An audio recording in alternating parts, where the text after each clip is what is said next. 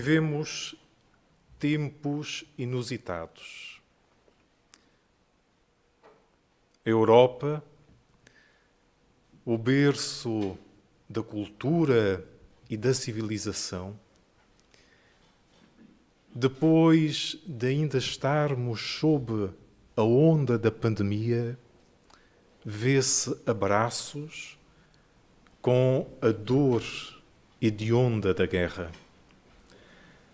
Facto que a maioria de nós jamais pensaria poder ver no século que nós hoje vivemos. No entanto, as lutas são um contínuo e elas hoje se espalham à velocidade do tempo, à velocidade do vento, alcançando todo o mundo, toda esta aldeia global.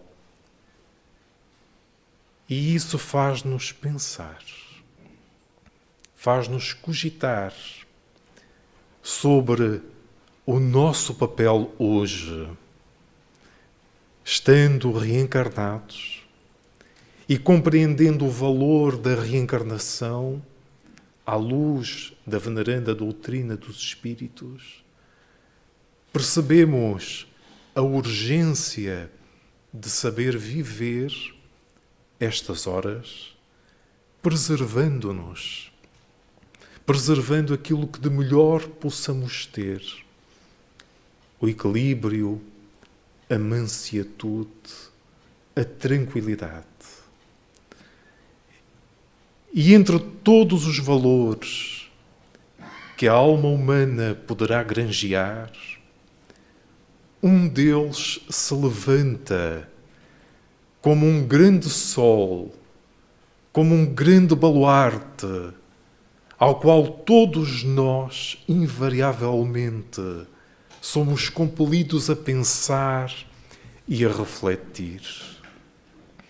Refiro-me a esse valor que está íncito ao espírito,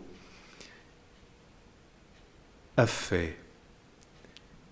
E a fé, tantas vezes abordada na casa espírita, tantas vezes falada, tantas vezes equacionada, é assunto que parece nunca ter fim e que poderemos observar sob míriades de pontos, de ângulos, a fim de que a nossa inteligência, fruto do amadurecimento da razão, possa tocar aquilo que é verdadeiramente essencial, aquilo que é a essência das coisas.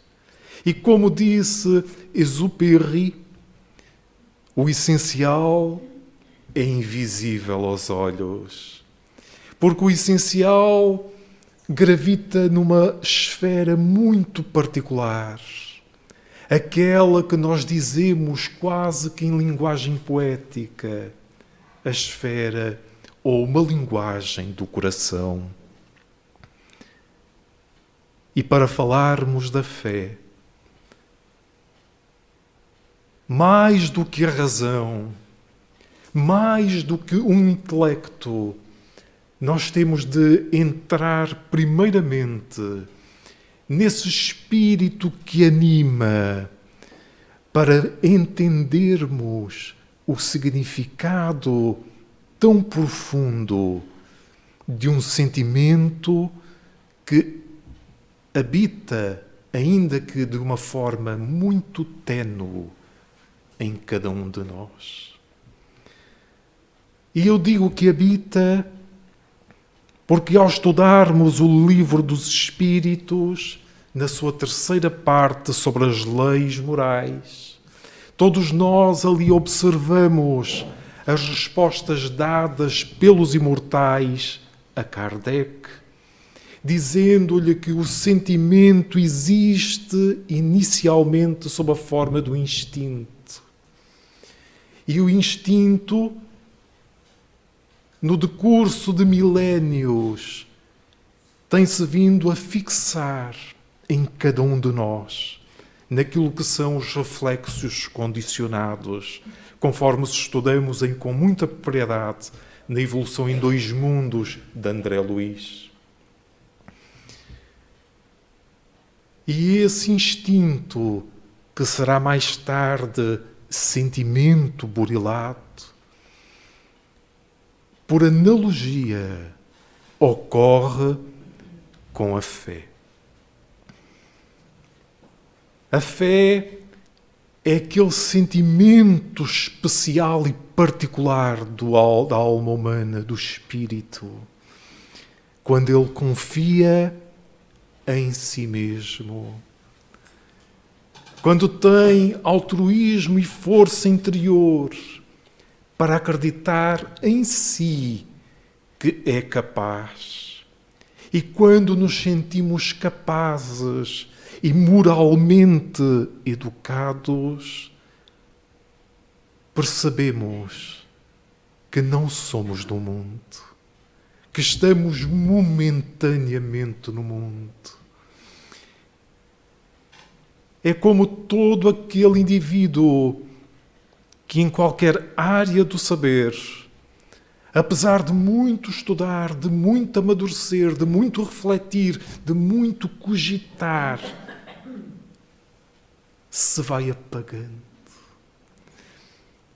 Porque na realidade percebe que ainda pouco percebe daquela realidade gigantesca que o envolve. E ainda assim,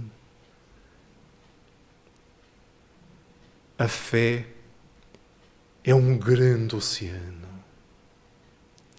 no qual todos nós teremos de mergulhar, e somos convidados a fazê-lo. Ao pensar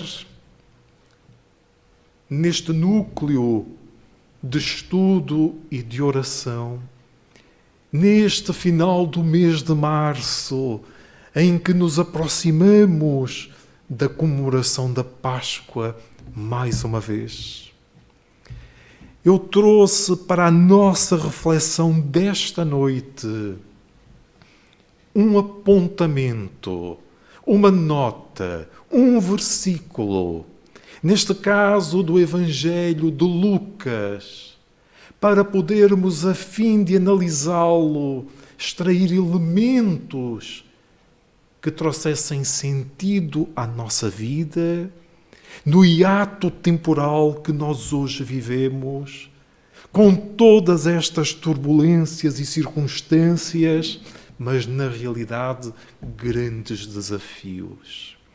E ao fazê-lo, permitam-me prestar homenagem a três figuras centrais do Espiritismo, não aqui, mas nas terras de Vera Cruz. Naquele ano já distante de 1957, em Belo Horizonte, no dia 1 de novembro, três figuras fundaram o grupo espírita Emmanuel. Honório Onofre de Abreu se distinguia deste colégio triuno. Este homem, vivendo em Belo Horizonte, a poucos quilómetros de Pedro Leopoldo, tinha a oportunidade incomparável de conviver de próximo com essa luz que naqueles dias ali estava reencarnado, Francisco Cândido Xavier. E fruto das convivências de todas as sextas-feiras, fins de semana, rapidamente chamou-lhe a atenção, no final da década de 40, que o Emmanuel começava agora um trabalho sui generis, uma análise versículo a versículo, como que a desdobrar conhecimentos e a ampliar-nos o entendimento de um texto tão metafórico e tão difícil de ser entendido. Surgiam aí, com estes 3 homens, os estudos profundos relativamente à Bíblia. Facilmente eles compreenderam aquilo que Kardec havia exarado no Evangelho segundo o Espiritismo e que nós normalmente lemos e não refletimos. De que Moisés havia iniciado uma obra, um trabalho. Jesus havia-lhe dado um corpo, mas seria a doutrina dos Espíritos que iria explicar e complementar. Começaram então eles, num trabalho heroico, a fazer a ponte entre a Boa Nova, Jesus, e o Antigo Testamento. E essa ponte foi apresentada num livro que tem algumas das palestras de Honório de Abreu e que surgiria anos mais tarde, fruto da colaboração daqueles que lhe estavam próximos e que achavam que aquele manancial de conhecimento não se deveria perder. Até hoje, nos nossos dias, muitas casas espíritas do Triângulo Mineiro apresentam estudos que nenhum de vós pode imaginar, pela profundidade e pela forma como eles navegam nos textos, criando pontes, tanto entre o Antigo Testamento como o Novo Testamento, e as explicações do Emmanuel, alargando os horizontes. Muitas destas figuras são perfeitamente desconhecidas do movimento espírita, até no próprio Brasil. E muitos deles hoje se apresentam nas casas dos 80 anos. Mas acreditem, ficariam tão espantados, quase de boca aberta, se os pudessem ouvir falar. Então, o encontro de hoje, embora dedicado a vós, dedico a estes trabalhadores da última hora, porque eles rapidamente compreenderam que aquilo que no texto antigo do Novo Testamento, apresentado como os trabalhadores da última hora, é na realidade o tempo que nós hoje vivemos. Aquilo que é imagem e alegoria se cumpre em nós. E é bom que tenhamos olhos de ver e ouvidos de ouvir. Porque o tempo que nós vivemos não o iremos repetir. Esta reencarnação é sumamente importante para todos nós, para todos aqueles que tiveram e têm a oportunidade de estar reencarnados. E estas verdades têm que começar a ser ditas e ampliadas, para que não corramos o risco de chegar à pátria espiritual e dizerem-nos: então, trabalhador, o que é que tu fizeste da oportunidade que te foi dada? E depois de séculos de ignorância e de trevas,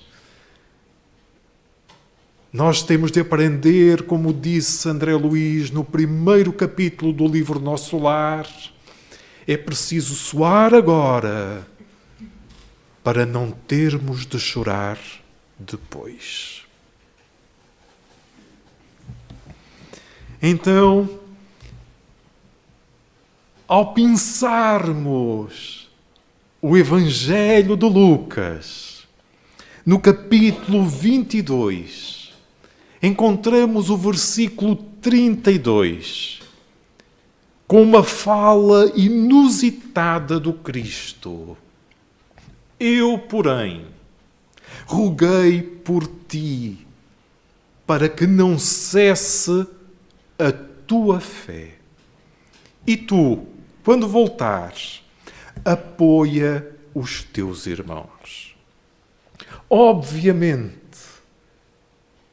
embora o estudo possa ser feito conforme nos ensinou Alcione, graças à mediunidade do Chico Xavier, uma vez mais, de que o estudo do Evangelho deve ser um estudo versículo a versículo, tal como ela ilustra na obra, é preciso olharmos o contexto em que ele aparece, para percebermos por quem é que o Cristo orou. E para isto vamos ver esta passagem, que é relativamente curta e pequena. Simão, Simão. Ora, percebemos que é o Cristo a falar. Simão, Simão. Eis que Satanás vos requisitou para joeirar como trigo. Eu, porém, roguei por ti, para que não cesse a tua fé. E tu, quando voltares, apoia os teus irmãos. Ele, porém, lhe disse: Senhor, estou preparado para ir contigo, tanto para a prisão quanto para a morte. Mas ele disse: Pedro, eu te digo que hoje não cantará o galo até que negues 3 vezes conhecer-me. Passagem por demais conhecida de todos nós.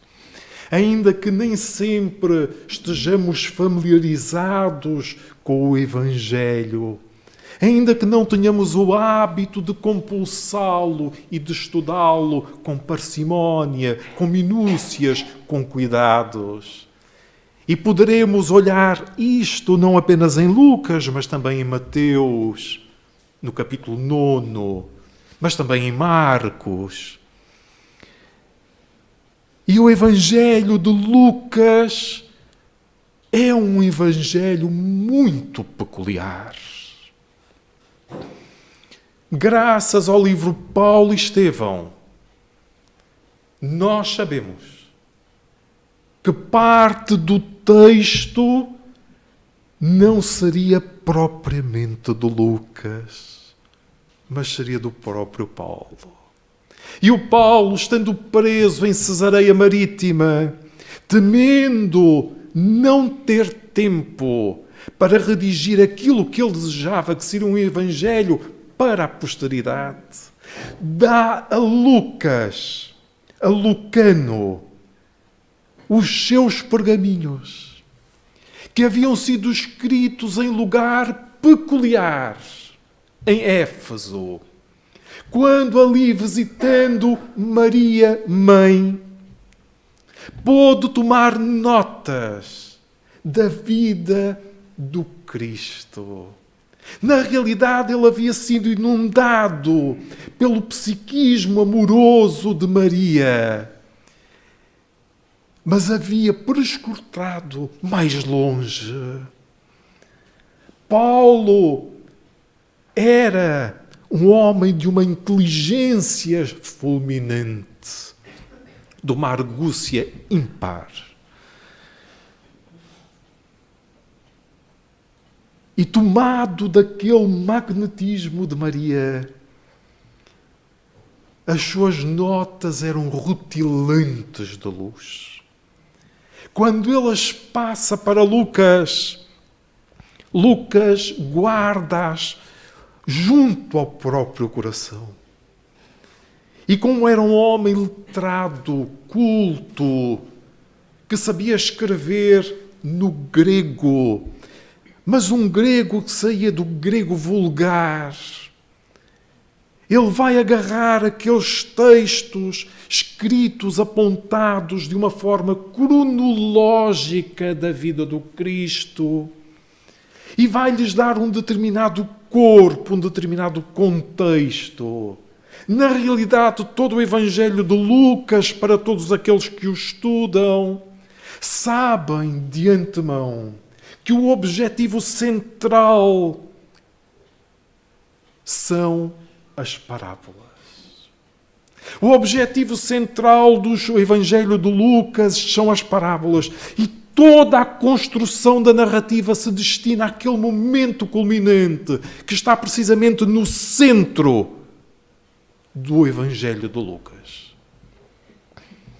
No entanto, ele vai apontar com muito cuidado estes momentos da vida do Cristo. E o capítulo 22 de Lucas, se nós o olharmos com minúcias, é um capítulo bastante grande, bastante generoso, que tem um número de versículos bastante extenso e que narra um momento muito peculiar da vida do Cristo. Narra todo aquele momento culminante da sua passagem sobre a terra, da sua passagem entre nós. E é bom nós termos isto presente para que o contexto seja entendido e possamos penetrar mais profundamente sobre aquela passagem. Mas mais do que isto, todos os estudiosos vão sempre um pouco mais longe.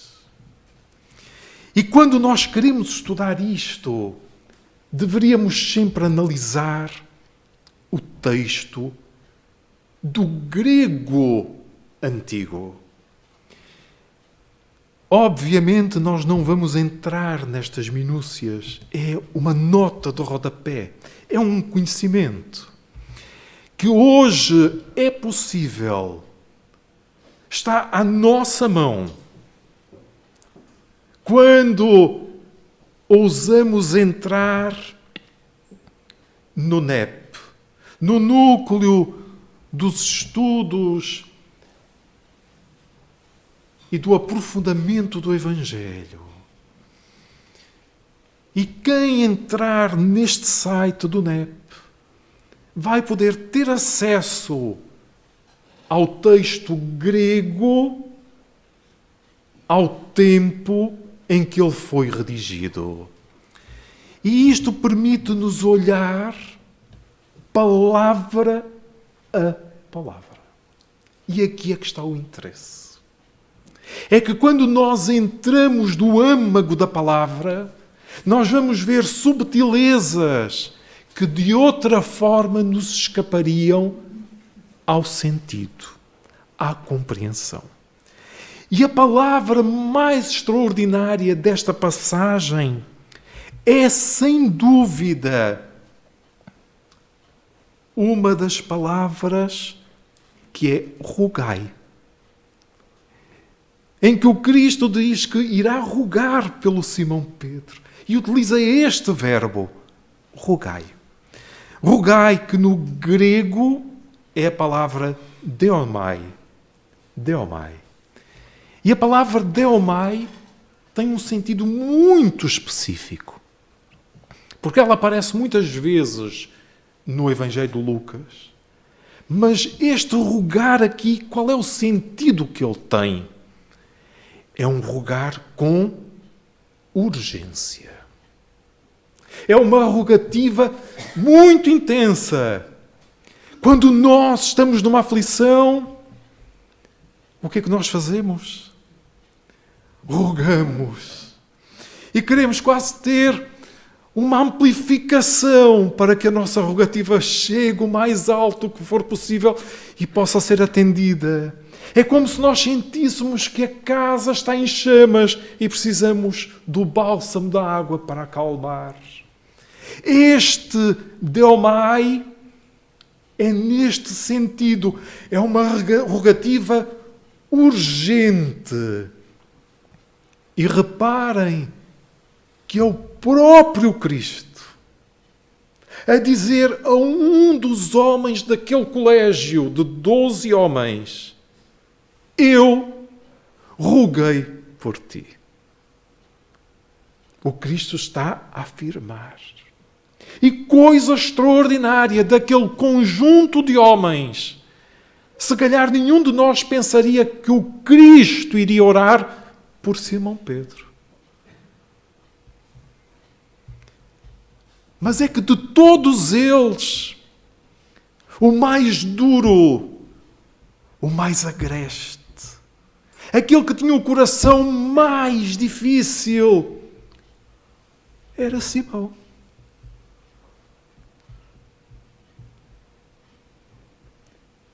Às vezes, nós temos uma ideia poética, fantasiada destes homens. Mas para quem lê o livro Boa Nova, do Humberto de Campos, vai conhecer a personalidade de cada um destes indivíduos. Vai ler e estudar o livro. E ali, pelo Humberto de Campos, nós percebemos que o Simão Pedro era aquele indivíduo que fervia em pouca água. Naturalmente, ele poderia ser bom, generoso. Isto parece ser indiscutível. Porque um homem que consegue conviver na própria casa com a sogra tem de ter um bom coração. Mas ele não levava desaforo para casa.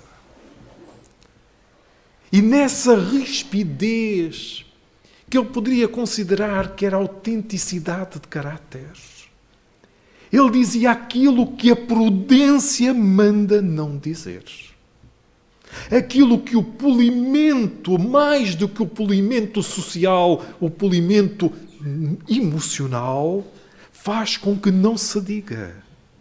Conforme nós aprendemos com a Joana de Ângeles, as verdades são diamantes, mas não tenhamos a leviandade de atirá-las na cara de alguém. Porque se nós atirarmos um diamante, vai ferir. Pode ser uma grande verdade, mas vai magoar o outro.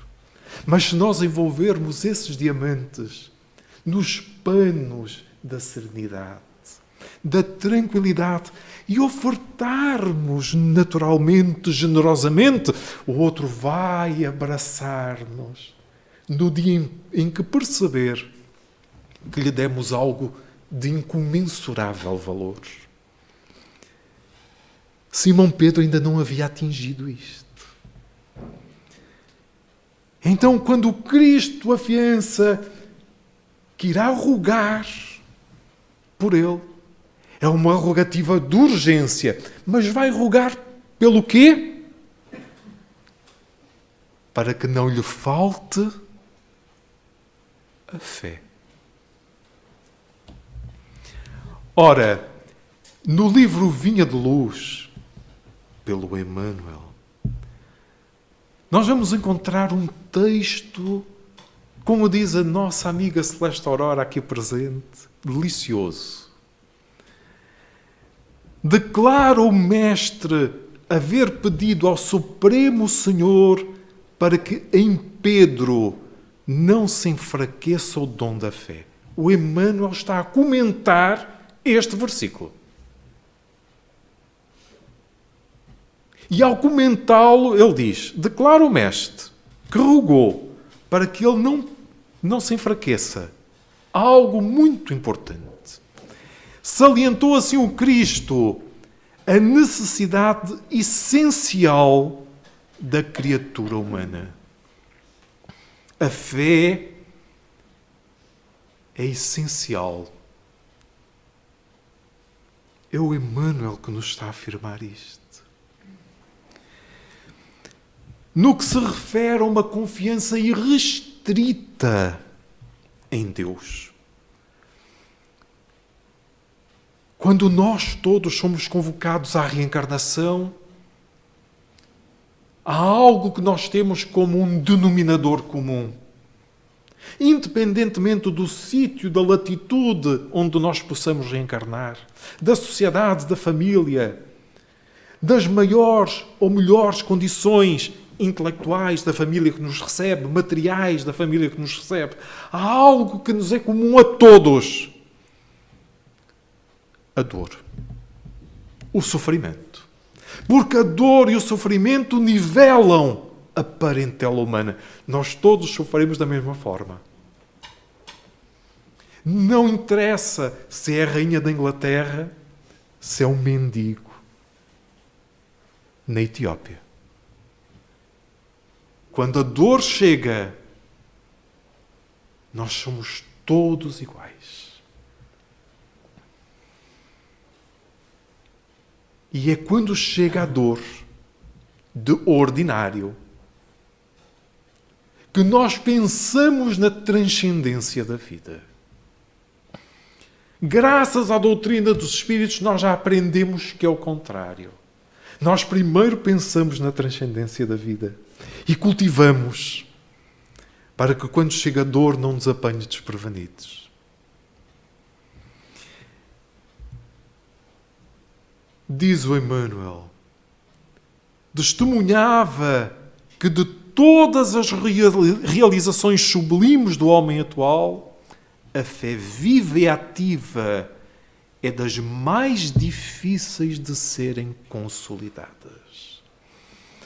A fé é algo que nós consolidamos no decurso das reencarnações e que leva tempo, muito tempo, porque vai exigir do espírito entrar numa atmosfera que não é aquela em que ele normalmente pensa. Quando estamos no corpo, nós nos deixamos animar pelos sentidos e pensamos a vida naquilo que é o imediato, que é o material. Nós pensamos sempre e ansiamos, mas Deus queira que eu passe naquele concurso público, Deus queira que eu entre na universidade, Deus queira que aquilo não acabe. Pensamos as coisas materiais da vida. E de ordinário nós não damos tempo para pensar naquilo que é imperecível e que nós vamos levar depois do corpo. E isto é que é o verdadeiro tesouro. E entre os tesouros maiores está a fé, que é difícil de consolidar, que é difícil de nós adquirirmos esse reflexo condicionado, de sermos assim naturalmente pelo decurso das muitas experiências reencarnatórias. E, no entanto, naquela oportunidade, o Cristo afirmava para Simão Pedro: eu faço isto porque tu vais ser tentado. Mas na sua infantilidade, Simão afirma para o Cristo: não, se tu fores preso, se te acontecer algo de mal, eu vou contigo. Ele não sabia o que dizia.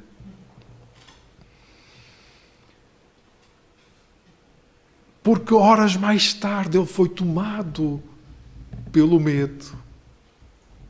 E diante do medo ele fugiu. Deixou Cristo sozinho.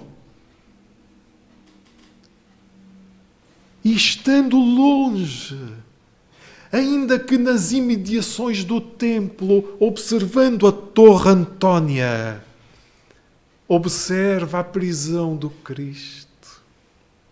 E o Cristo aprisionado troca a uma certa distância olhares com o próprio Simão Pedro. E o Simão é tomado de uma angústia profunda,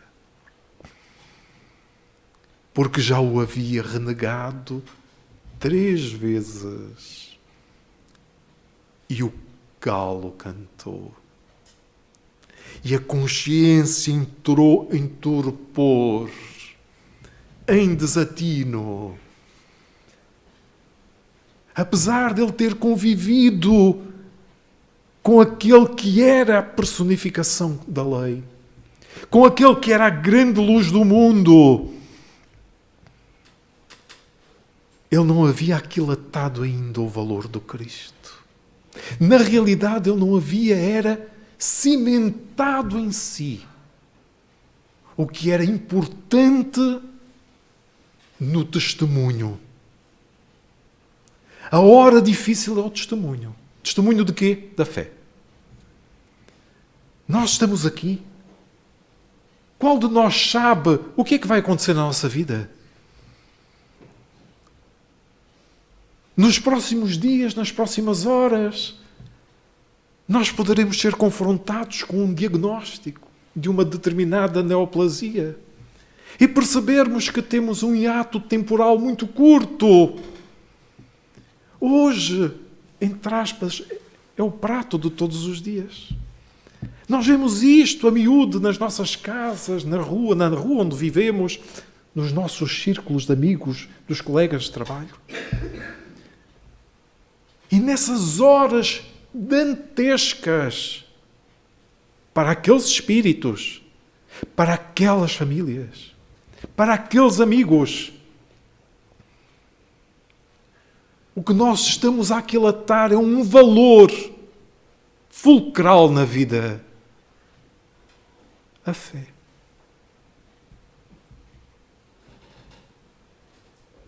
E na nossa infantilidade nós podemos achar: mas eu vou passar por isso muito bem, muito tranquilo. E se eu morrer, estou tranquilo. Infantilidade. Porque nós só vamos perceber quando a coisa nos tocar. Porque quando ela passa ao largo, é muito fácil. Quando é connosco, é tudo diferente. Por isso é que a fé é difícil de consolidar. Quando um doutor da lei ou o estudante que se candidatava a ser doutor da lei era conduzido às provas terminais, ele passava por 2 testes terríveis. Um primeiro, ia para um local ermo, distante, o deserto. E ali ficava durante um período considerável de tempo. E se acaso ele retornasse,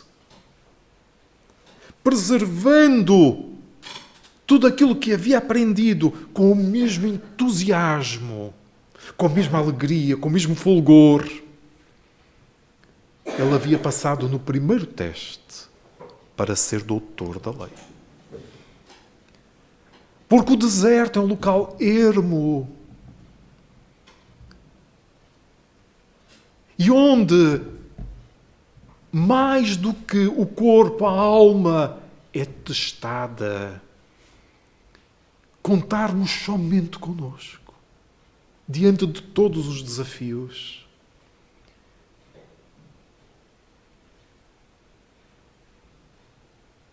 Eu devo dizer-vos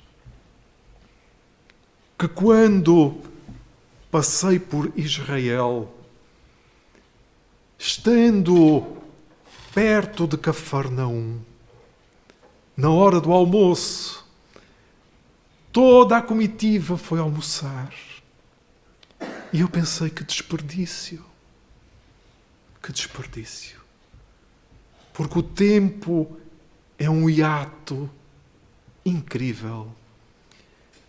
E em vez de comer, sentar no restaurante, eu fiz o percurso a pé entre Cafarnaum e Magdala, que fica a escassos quilómetros. E caminhando a pé,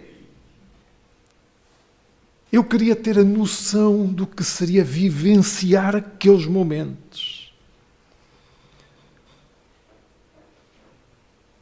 O deserto, o homem se confronta com a solidão. E a solidão é atroz para a maioria de todos nós. Os abutres das lutas íntimas surgem de todo lado. Se o candidato a doutor da lei conseguisse passar a prova do deserto, ele seria sujeito à segunda prova. Enfrentar a multidão. Passar de um extremo ao outro. E passando, ele seria então efetivamente o doutor da lei. Meus amigos, eu não sei o meu tempo, mas vamos começar a encerrar. Quando nós estudamos o livro Paulo e Estevão, quando Saulo, doutor da lei, perde a visão, se recupera, depois de se encontrar com o seu ilustre professor Gamaliel, outro doutor da lei, ele lhe diz: vai para o deserto de Dan e demora-te ali para fazer silêncio interior. Mas não vais ficar sozinho. Ali vai estar um casal que te vai acolher. E este casal deu a Paulo aquilo que ele não tinha.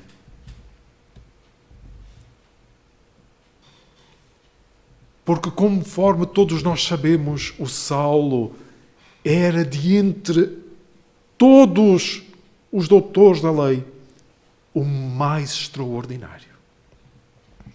Então, do ponto de vista intelectual e do conhecimento, ele era um judeu. Então sabia a Torá.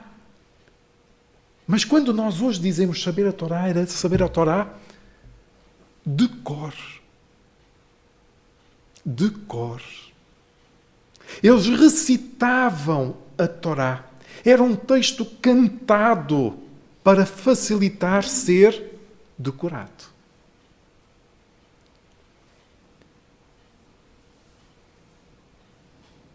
Mas ele não tinha o sopro do sentimento. E o sopro do sentimento teria de ser-lhe esculpido. Então, ao viver com aquele casal, Áquila e Prisca, que são o protótipo do melhor casal que o mundo espiritual até hoje nos ofertou. E às vezes nós não percebemos isto, ainda que se leia o livro. Aquilo que os animava era a fé. Uma confiança irrestrita no amor de Deus. Vivendo eles no deserto, onde uma caravana passava de tempos a tempos, quanto passava? Providenciando a todas as questões da vida.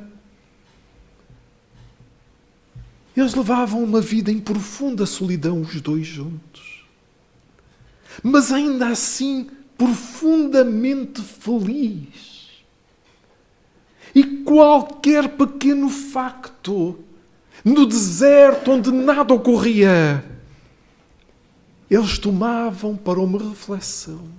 E daquele facto inusitado nascia algo grande e majestoso. E Saulo entendeu isso. Na realidade, ele fazia agora ali o primeiro teste, não para ser o doutor da lei, mas para ser o rabi do Galileu, o emissário do Galileu. Por isso é que este momento é tão fulcral no texto, mas só o entendermos se tivermos conhecimento do contexto do judaísmo. Mas Paulo tinha um grande anseio: ir à grande capital do conhecimento, Atenas, e ali poder falar e apresentar aos gentios o Cristo. Mas nessa hora extrema, ele é desdenhado e maltratado. Ele quase que morre nas ruas de Atenas, até que acaba por ser socorrido. E os 4 braços de Áquila e Prisca chegam novamente e vão conduzi-lo para Corinto. E quando ele chega a Corinto, vivendo naquela comunidade à qual ele vai dedicar as cartas mais amorosas, ele vai escrever o capítulo 13, falando sobre o amor. Ainda que eu cantasse ou falasse todas as línguas, de nada me valeria se eu não tivesse amor. Mas de entre todas as coisas, uma delas é fundamental: a fé. Foi em Corinto que ele solidificou a fé. O acreditar irrestrito no amor de Deus. Nestes dias em que nós começamos interiormente a preparar a Páscoa da nossa vida, a repensá-la pelo menos, será importante nós cogitarmos sobre a fé. E de que maneira essa fé está a ser luz nos nossos dias. O Emmanuel, novamente. A missão da luz é clarear caminhos. Será que nós vamos por veredas retas e lineares? Será que a fé em nós nos auxilia a saber darmos testemunho daquilo que aprendemos? Porque a fé é vivenciar aquilo que se estuda, é mostrar no exemplo da vida que nós já somos assim. Que nós, de facto, já somos cordatos e mansos e pacientes e benignos.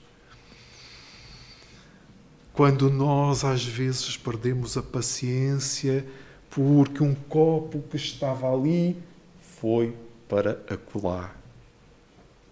Porque alguém disse uma palavra e nos tirou do sério. Se nos compenetrarmos, pois, diz o Emmanuel, da lição do Cristo, essa missão da luz será a disposição de doar as nossas forças para uma atividade incessante do bem. A fé é conseguirmos doar-nos inteiramente. E era isso que o Cristo pedia naquela hora extrema. Eu roguei por ti, Simão, ó Simão, para que não te falte a fé no momento exato. E ele não soube guardar-se, não foi vigilante. Olhemos, pois, por onde vamos, já que é necessário e urgente que a nossa vida seja retilínea. É óbvio que nós vamos ter sobressaltos, é óbvio que nós vamos tombar, muitas vezes. Porque, como disse Piaget, nós aprendemos errante. É o nosso modelo de aprendizagem. Não temos outro, por ora. O que interessa é no final. E na reta final, qual é o nosso testemunho? Então, que nesse dia nós possamos erguer os nossos braços para o alto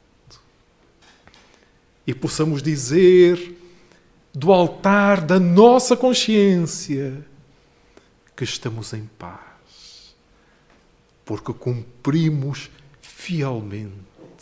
A fé é ser fiel ao Cristo e ao seu amor. É ser fiel, por extensão, a essa paternidade divina que é o Deus que pulsa em nós. Por isso os evangelhos cantam: quando chegar a hora e tu estiveres no cimo, não olhes para baixo. Este estar no cimo é estar conectado, é estar a pensar nos céus. Não olhemos para as trivialidades do mundo. Porque quem estiver vinculado ao alto estará em paz. A Páscoa é momento extraordinário da vida. É a primeira festa do calendário judaico. Não é, ao contrário do que se possa imaginar, a festa mais relevante do judaísmo. Não. Não é. É a primeira festa do calendário. E marca o momento em que os judeus cantam e exaltam sair da escravidão babilónica e voltar à terra prometida. Sairmos da nossa Páscoa é sairmos dos séculos de erros e de equívocos para ansiarmos beber agora do cálice, que é uma imagem alegórica, que é tomarmos do testemunho do Cristo. E Ele então será vida em nós. Muita paz.